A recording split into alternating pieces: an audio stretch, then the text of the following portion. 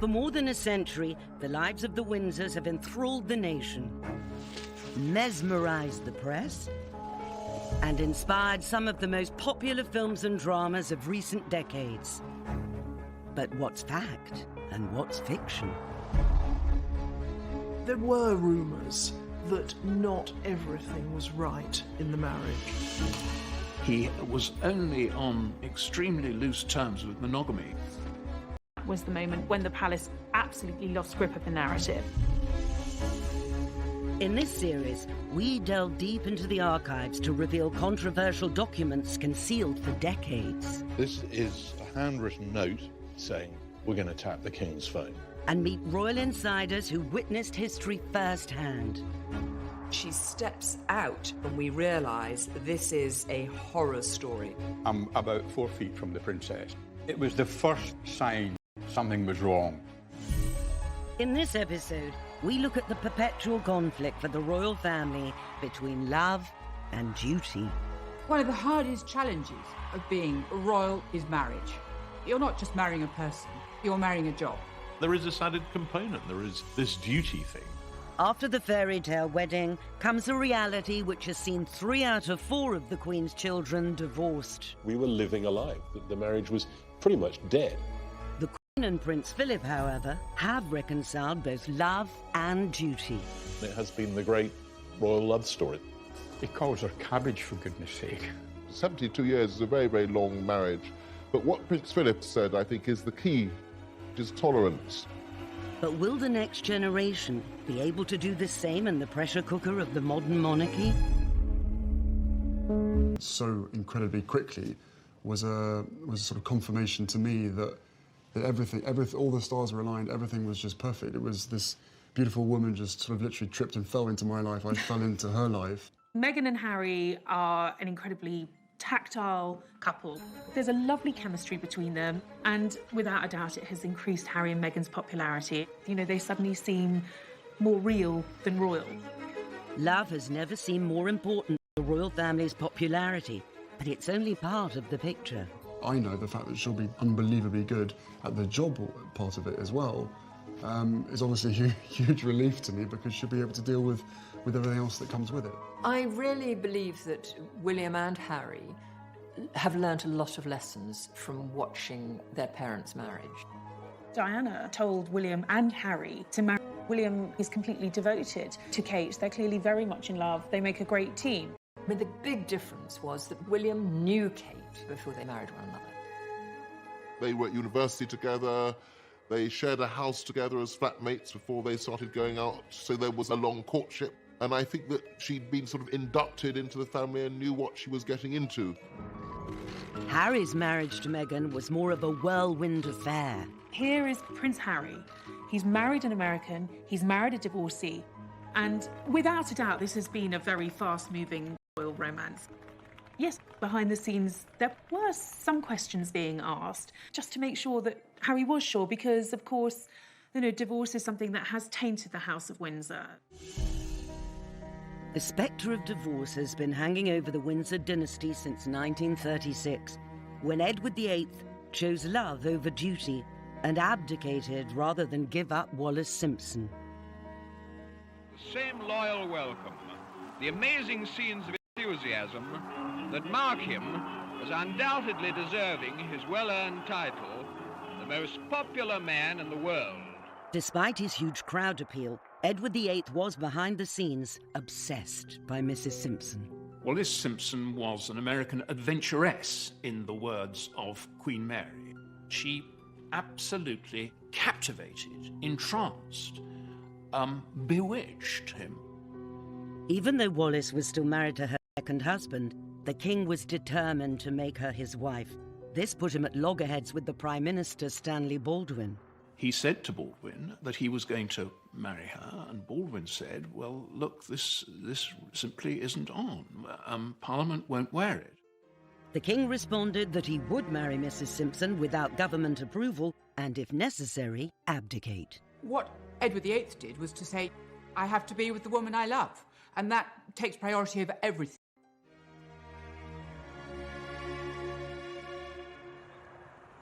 Royal biographer Robert Hardman has spent his career examining the decisions the royal family make. His investigations at the National Archives at Kew have uncovered secrets about the abdication kept under wraps for over 80 years. Everyone from the Prime Minister down was extremely worried about the state of the King's mind, which way he was going to go. This is an extraordinary document from a senior Home Office official to the head of the Post Office saying, we're going to tap the King's phone. You will arrange for the interception of telephone communications between Fort Belvedere, certain addresses in London, and the continent of Europe. This is effectively saying, yes, he is, because we feel it's in the national interest. Mrs. Simpson has all sorts of dubious contacts and friendships, not least with German diplomats. The King was known to have met leading members of the British fascist movement. They want to know it all. And indeed, it was later discovered that it was an MI5 operative hiding in a bush in Green Park, listening to these phone conversations, who actually heard the first conversation where the King Edward VIII told his brother, Duke of York, that he was going to abdicate. The public only knew about it on the 3rd of December, and by the 10th, 11th of December, the King had gone. On the 12th of December, his brother was proclaimed George VI, and Edward left the country. He married Wallis in France in 1937. None of his family attended the wedding. Putting love over duty had changed the course of British history. None of them had been prepared for this. They'd been prepared for a life of living in a country house with horses and dogs, and that's basically what young Elizabeth wanted to do. That's what she was prepared for. She wanted to be a country lady. Just a decade later, the girl who had hoped to live a quiet life in the country had fallen in love, and the palace thought her choice, Prince Philip of Greece, was also unsuitable. There was this strand of British establishment thinking that he was a slightly dangerous outsider from a foreign royal house. The Greek royal family had been imported from Denmark, and so Prince Philip is not actually Greek at all. He has quite a lot of German and Russian blood in him. When he was just a baby, Philip's family went to live as impoverished exiles in Paris, and soon after, the Greek royal family were deposed. He was very much a man who had to make his own way in life. He said to me once that his mother was ill and his father was away, so he said, I had to get on with it. And get on with it he did. Luckily for Philip, he was rescued by his extended family. His mother's brother, Louis Mountbatten, helped transform Philip's fortunes by encouraging him to join the Royal Navy.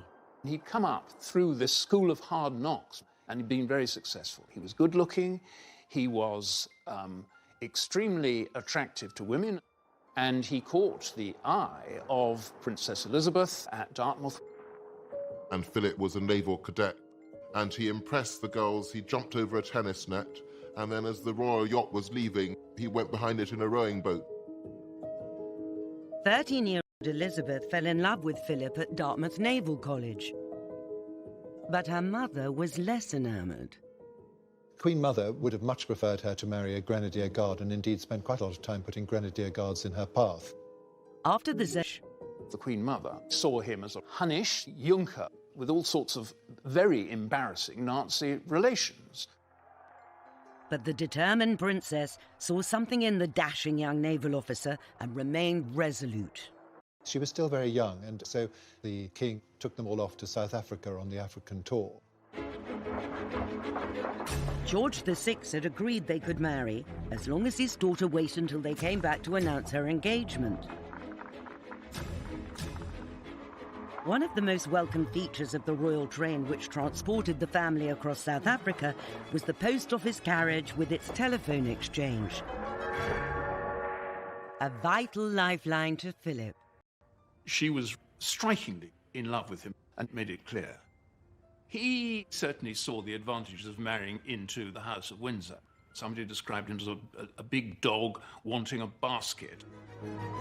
The Queen's was a love match which endured, but fast forward a generation and her son felt impelled to sacrifice love on the altar of duty.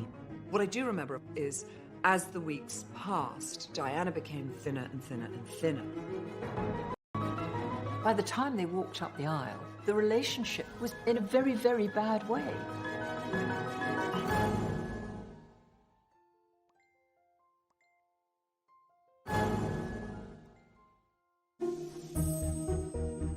In 1980, Prince Charles was 32, and the pressure was on for him to marry and produce an heir. In a way, it was the last marriage played out by old royal rules, that the Prince of Wales had to find a suitable bride, a young, aristocratic, virgin bride. And of course, Diana Spencer ticked all these boxes. Everybody loved her. She was funny, she was uncomplicated, but the reality was actually rather different. It was the most curious engagement, really. They didn't know one another. Diana was taken out of her lovely flat which she shared with bubbly girls, and she was given a suite of rooms at Buckingham Palace. And the perfect girl Charles thought he was falling in love with was much darker and was much more moody. And by the time they walked up the aisle, the relationship was in a very, very bad way. An interview filmed on the eve of the wedding exposes the state of their relationship. What sort of reactions have you encountered to your marriage? Oh, the most overwhelming and touching reactions as far as we've been concerned. There's your vows. That's the most personal moment. And hardly any sort of eye contact. Is it going to be that for you, even though you know the eyes of the world are watching you at that very important moment? Well, I hope so, yes. I don't know about... People often say, why did Charles not marry Camilla when he had the opportunity? When they first met, when they were young, both were single. But Camilla was in love with Andrew Parker Bowles. Charles, I think, fell very much in love with her. But actually, he didn't ask her to marry him. But I don't know that she would have accepted if he had done. Charles always said that when he married, he would marry with his head and not his heart. And that, I think, was a hangover from the lesson learnt from Edward's abdication. It could not be a passion that swept him away. I suspect they quite quickly found that they weren't ideally suited to each other, but unfortunately the world had fallen in love with her.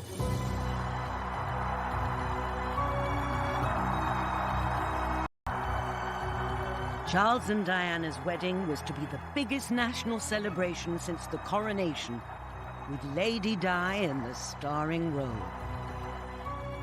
Everything was huge about it. St. Paul's, because it could take this enormous crowd. A wedding dress that practically covered the steps. Was the sort of surrogate love affair for the nation. It seemed to be a completely romantic wedding. Of course, we didn't know what was going on behind the scenes.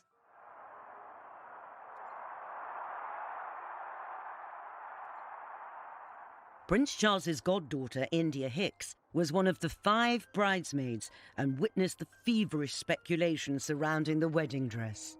They were extraordinary, an extraordinary experience for a 13-year-old child. Whenever we turned up for dress fittings, the organisation of the car coming up and the world's press descending and trying to get any snap. When we were actually inside the Emmanuel's studio, I remember they had blocked out a lot of the windows because, of course, cameras had camped out on neighbouring buildings with long lenses to spy and sigh to see what the world's greatest fashion secret was going to look like. There was a feeling of fun around it all. We would be on the floor above, she would be in the floor below. Past, Diana became thinner and thinner and thinner. And they had to take the dress in and in and in. And so there was a lot of scurrying around to make sure that dress was fitting her. You got pretty close to Diana during those times, and there was always this feeling of Diana being the head girl. And we were in awe of her. And looking back, you think, my God, she was 19. She was just a child herself. But as a 13-year-old, I was quite impressed by her. During the dress fittings, this beautiful silk taffeta felt very princessy and very fairy tale-ish. Of course, what no one had tested or anticipated was cramming that amount of fabric in a very small carriage. Her father, herself, her dress and the 25-foot train trot gloriously down the Mall as the world watches. The carriage draws up and the trumpeters are trumpeting the horses, and the atmosphere was sensational and the crowds are going crazy. And the carriage door is opened by the footman and she steps out, and of course the train then begins to unfold itself and we realise this is a horror story.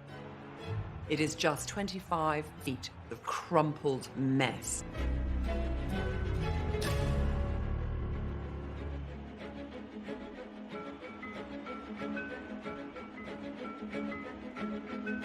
And so Sarah Armstrong-Jones and I just set to work, and really all you see of me is my bottom in the air. I'm bending down trying to undo this.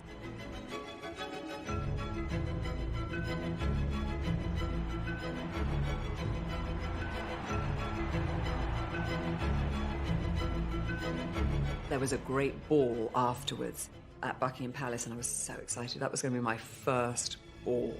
And after Charles and Diana's wedding, we went home, and I lay down for a moment, just a moment. And I woke up to discover my whole family had gone to the ball, and I had been left alone in the house. I was livid. I was so cross. Why had they not woken me? And my mother thought, oh, she's so tired, we'll leave her behind. I thought, bloody hell, I've missed the ball.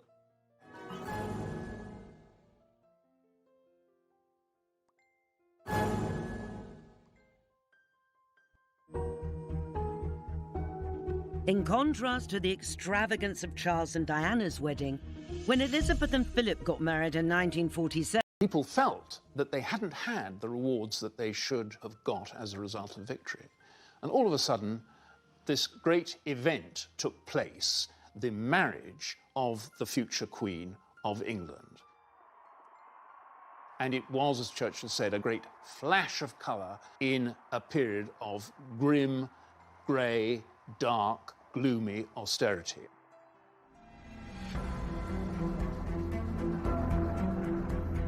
People are standing in queues, rationing. People really have not enough to eat. in keeping with the straitened times, the Prime Minister refused to make the wedding day a national holiday. The royals themselves wondered whether a private ceremony out at Windsor, maybe, would be more appropriate. Robert Hardman has sifted through dozens of documents at the National Archives that show a government determined to economise. It's 2 years after the end of the Second World War. The country's broke, and there's no money for anything. And what you see here is the extraordinary extent to which the government is going to try and scrimp and save on everything. This is October, 1 month to go, and the Palace are finally approving a press stand, £275, 6-foot red carpet from the west door to the Sacrarium steps. There's a debate going on about whether they're going to have new blue carpet in Westminster Abbey for £100. Well, there's a second-hand red carpet that might be used, which would be £83, although someone else has found another red carpet that might do for £75. While other couples couldn't afford to get married, there were inevitably concerns about wasting money. Here is a letter of complaint from a branch of the Labour Party saying there can be no undue expense on anything. This has got to be an austerity wedding. Intolerable for any substantial quantity of labour or materials to be diverted. Justified indignation. The British people will be discouraged in the immense efforts that they are making towards our economic recovery if this wedding is made the occasion for displaying a vast inequality of sacrifice. But in the end, the public didn't have the appetite for a wedding done on the cheap, and they wanted to play a part in making it a day to remember. Wedding gifts were sent from all over the world and displayed at St James's Palace. And huge numbers of people turned up to see them. A lot of people abroad thought Britain was starving, so a lot of people sent the princess food. She received something like 500 tins of pineapple. A lady in Brooklyn sent a turkey. She also received 148 pairs of stockings. And a couple of kittens sent by a pair of district nurses. Clydebank Council decided it'd be a good idea to send her a sewing machine. Oh, and Gandhi sent a tree famously, mistook it for a loincloth and complained about the indelicacy. Hundreds of sympathetic women across the country sent in clothing coupons for the wedding dress. Designed by Norman Hartnell, it was an exquisite austerity miracle, complete with 15-foot train. Oh, look at all that. I love the dress. It was beautiful sort of satin, and I think there was a huge lily somewhere, and it was embroidered with sequins. I just remember it being lovely for her. Lady Mary Coleman is the Queen Mother's niece and the Queen's cousin. She's never spoken about the Queen in public before. Now, at 87, she's agreed to remember that joyous day back in 1947. We were 14, my twin and I, and we were at boarding school. And the thought of coming up to London was dread instead of excitement, because it was sort of unknown. I remember the whole thing, the crowds, they were just so enthusiastic. You just gasped when you saw them all waving their flags. And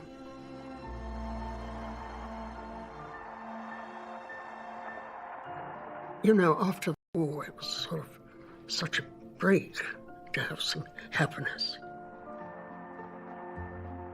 The ceremony was very touching.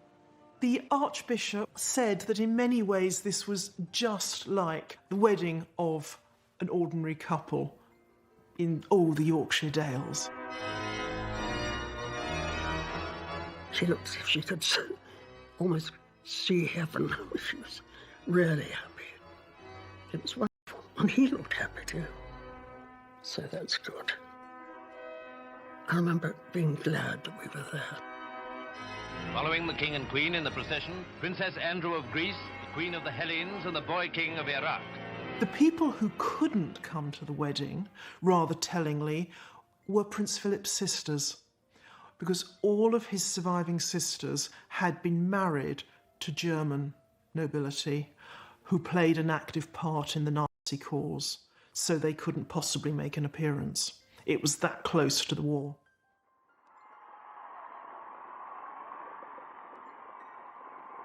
There was a great feeling of euphoria suddenly, a release of tension, a feeling that things could only get better. Seldom has a bride and groom as a nation instead of looking back. And it was a turning point for the monarchy, no question. But in just a few years, Princess Margaret's love for a married man would threaten to undermine the bright new era for the royal family. People were very shocked. They felt he'd taken advantage. The Queen's private secretary said to Townsend, "You must be either mad or bad."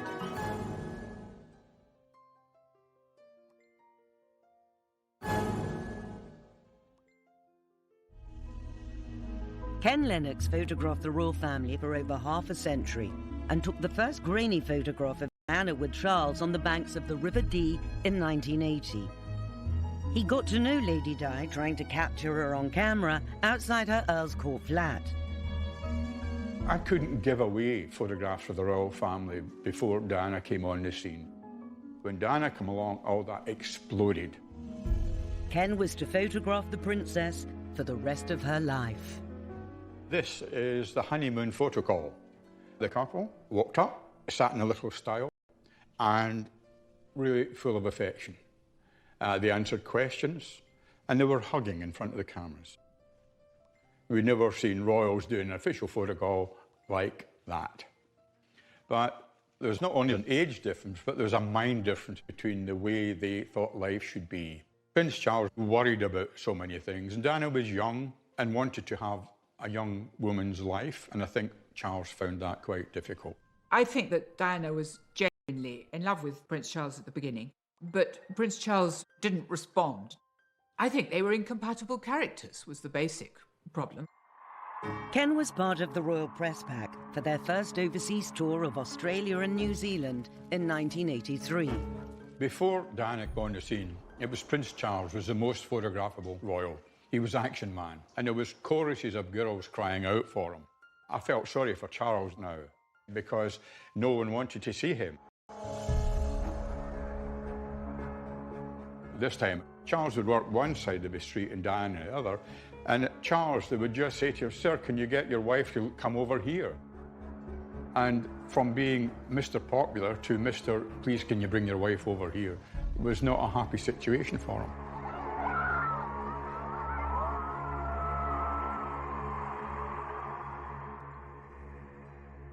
I'm about 4 feet from the princess, and I'm trying to get a bit of the opera house in the background and some of the crowd. And Diana burst into tears and wept for a couple of minutes.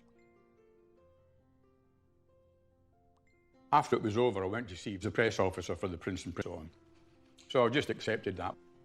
Charles, I don't think's noticed at that stage, you know. If he has, typically Prince Charles to look the other way. But it was the first sign of something was wrong. And we then began to see other things happening later on. You could tell by the mid-80s that things were not particularly good. It wasn't hostility, but it was just the sense that everything wasn't right. The idea that there could be actually anything seriously wrong with the marriage was unthinkable. It had to work, and it was our job to make it work, or at least appear to work. Patrick Jeffson was equerry and private secretary to the Princess of Wales for 8 years, with responsibility for her household, and he witnessed the problems that were not yet apparent to the public. As professional royal performers, they were unbeatable. But behind the scenes, it was quite different. They didn't talk to each other. There was the minimum of eye contact. They were short-tempered with each other. Diana, of course, being who she was, enjoyed upstaging her husband. And if she was laughing more, smiling more, it wasn't just because she was happy and smiley, it was also because she knew that it got on his nerves. I remember on one particular occasion in Seville, he was looking one way and she was looking the other way, and he could have driven a double-decker bus between the two of them. Such was the hostility. We went to Glasgow for the Glasgow Garden Festival. Charles and Diana were seen happily together among the crowds, but they had actually arrived quite separately in different aeroplanes. We were living a lie. We were covering up for the fact that the marriage was dead. The pièce de résistance in terms of the ending of the marriage was South Korea. They looked like Mr. and Mrs. Glum. They looked like two people, A, who didn't want to be in each other's company, and B, who didn't particularly want to be in South Korea. It says just how bad it had got that divorce, even Queen Elizabeth, looked like the solution, not the problem. The Queen intervening to say enough is enough, the time has come to divorce, was really giving closure to something that was going to happen at some point in the near future. The idea of the Queen ordering her son to divorce would have been unthinkable in a previous era. In the early 1950s, the possibility that her sister might wed a married palace equerry with children led to a crisis that ended with the princess giving up the man she loved. I remember Peter Townsend was very good looking. He was a war hero. The king adored him. He was very romantic because every evening they all went riding off into the sunset. And that, I think, was the first time that, you know, they sort of, I suppose, fell in love. Lady Glenconner has known the royal family her whole life. She was the Queen's maid of honour at the coronation and Princess Margaret's lady-in-waiting and close friend. This is a picture of me, Princess Margaret, the Queen, and Princess Margaret is looking at my feet. And when she was staying with me, we were looking at their photographs. I said, "Why are you looking at my feet?" And she said, "Well, because you had silver shoes. I had brown ones. I was so jealous of your silver shoes." Anyway, Princess Margaret and I did have great fun. And in those days, we had this nursery footman, and we were always hiding behind doors to get boo, you know, when he came along with his tray. And I can remember the Queen saying, "Margaret Anne, what are you doing? Are you behaving?" Of course we weren't. The traditional picture of Princess Margaret is that she was the naughty one, while her elder sister was the goody-goody two-shoes. And there's a lot of truth in that. Her father absolutely adored her. He couldn't believe he'd created this beautiful creature. I mean, he always used to say, "Lilibet is my pride and Margaret is my joy." It's difficult to think back as to the extraordinary glamour and good looks. She was a pocket Venus. She was absolutely the Princess Di of her age. Margaret had the world at her feet, but it came crumbling down when her father died and her sister became queen. I remember at the coronation, we arrived back at Buckingham Palace, and the Queen skipped along the passage and with us, and then behind her came the Duke of Edinburgh and the Queen Mother, and then behind that, Princess Margaret, looking so sad. And I remember saying, "Ma'am, you look so sad." And she said, "Of course I do." She said, "I lost my beloved father and my sister because she was queen. She'd moved into Buckingham Palace." And she said, "I've got to go and live at Clarence House with my mother." Princess Margaret had turned to Peter Townsend in her distress. When he divorced his wife, she told the Queen she wished to marry this man 16 years her senior. In those days, being divorced was a really big, no-no. And people were very shocked. They felt he'd taken advantage. Princess Margaret was so much younger than him. And of course, Peter Townsend was staff. When the Queen's private secretary, Tommy Lascelles, heard about this, he said to Townsend, "You must be either mad or bad. You're intruding in this way into..." Less than 20 years after the abdication, the very mention of the word divorce in palace, government and church circles caused grave concern. Townsend was sent to Brussels, and the Queen asked Margaret to wait a year. And so the traditional story begins to unfold of an unhappy princess thwarted in love by the establishment. But documents released by the National Archives rewrite that history. What we see here is that actually by 1955, Anthony Eden, himself a divorcee, and his government have decided that actually she can marry. In fact, they're going to give her some more money. The Civil List Act provided that she should receive on her marriage a further sum of £9,000 a year in addition to the £6,000 a year which she has already. This is the government's plan in the event that Princess Margaret and Group Captain Townsend are going to get married, and she would have been aware of this. Ministers understand that it is Princess Margaret's wish, despite her renunciation of her right to the succession, she should continue to live in the United Kingdom and to carry out her public duties as a member of the royal family. So what they're saying is, we're happy with her carrying on being royal, we're happy with her staying in the country, we're happy with this marriage. The one thing that will have to change is that she herself cannot be queen, and nor can her children. Life would really not have changed very dramatically at all for Princess Margaret. But what we do know from other correspondence in this file, including a remarkable letter from the princess herself, is that it wasn't a sort of crazy love affair by this stage. This is the princess writing to the Prime Minister. It's a very honest letter. It's really rather touching. She's saying, "I'm not going to see him during this time, but in October I shall be returning to London, and he will then be taking his annual leave. And only really then can I make up my mind." She says here, "It's only by seeing him in this way that I feel I can properly decide whether I can marry him or not." I think inevitably here's a young woman who was initially head over heels in love with this man, but possibly after all this time now, having had all these people poring over her relationship, maybe it's started to rub off. Maybe she's started to think, you know what, I'll think again. Within a couple of months, the couple would have made up their mind, and the princess issued her famous statement, say, mindful of the teachings of the church. She's not going to go ahead with it. It doesn't happen. Some people's absence makes the heart grow fonder, but I think it does make you think exactly what you're going to give up. I think during the wait, she started to enjoy herself again, her friends rallied round. I think, personally, if the king had lived, she would have married somebody more suitable. And I did once ask Princess Margaret about her set. Among all of them, who would you might have married? And she said, Sonny Bramford. more suitable. She would have had a palace, of course. The demands of the crown would not only pit sister against sister, but husband against wife. He wasn't even allowed to call his children by his own name. He became emasculated. Really sounds as though it threw him into something like a depression.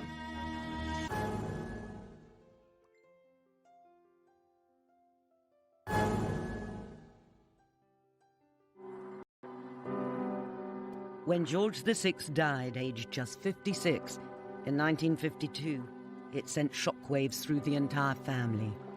Not only did Princess Elizabeth take on the heavy responsibility of the crown, but her husband had to give up the career he loved.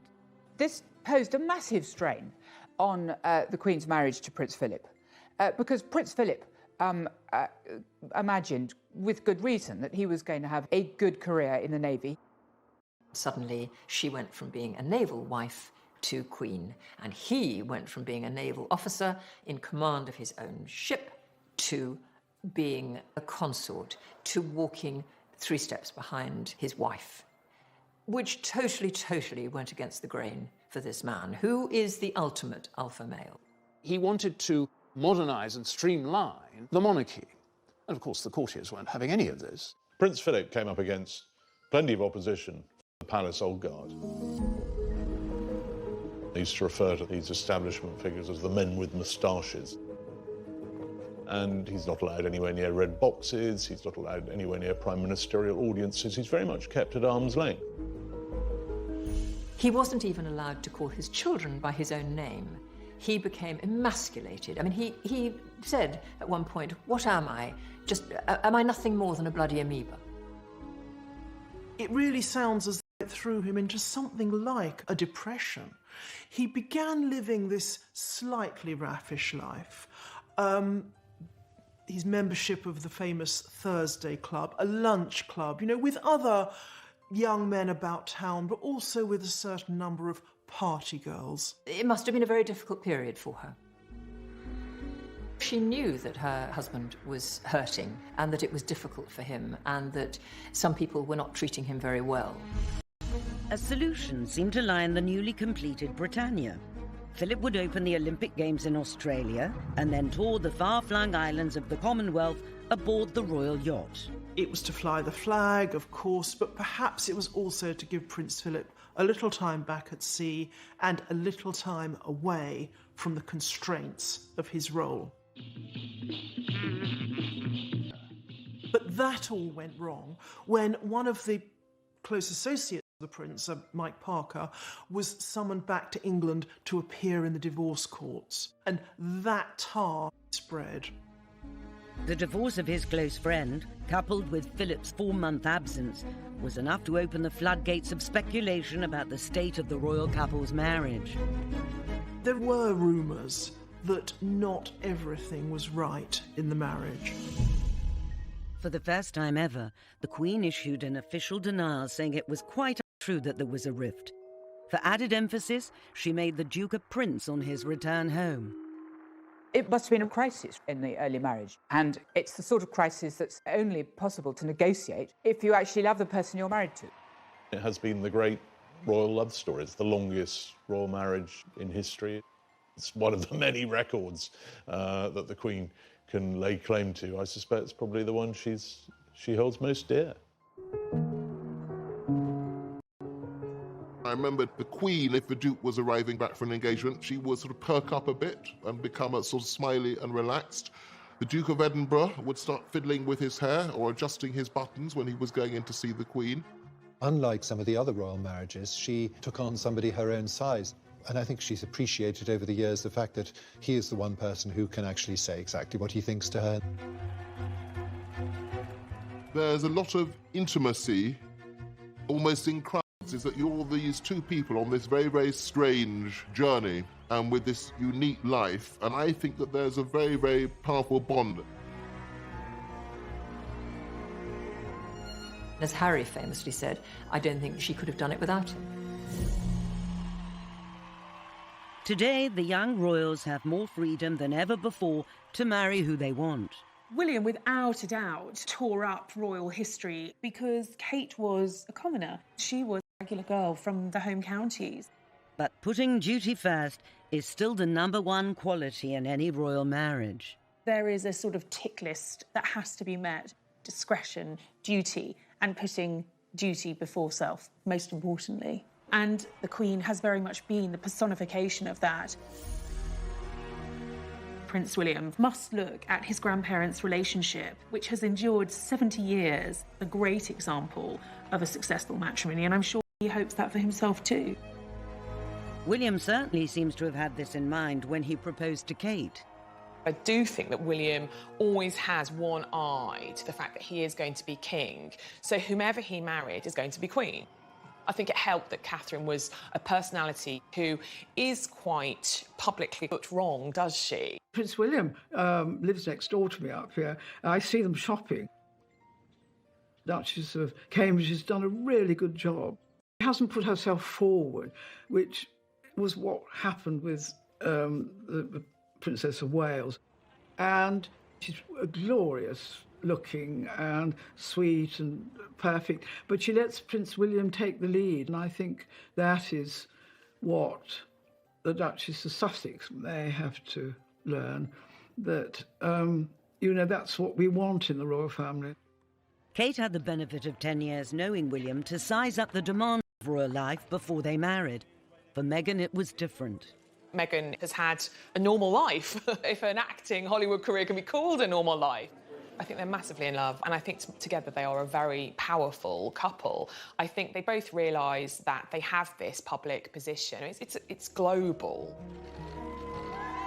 And I've been told by aides that they want to change the world.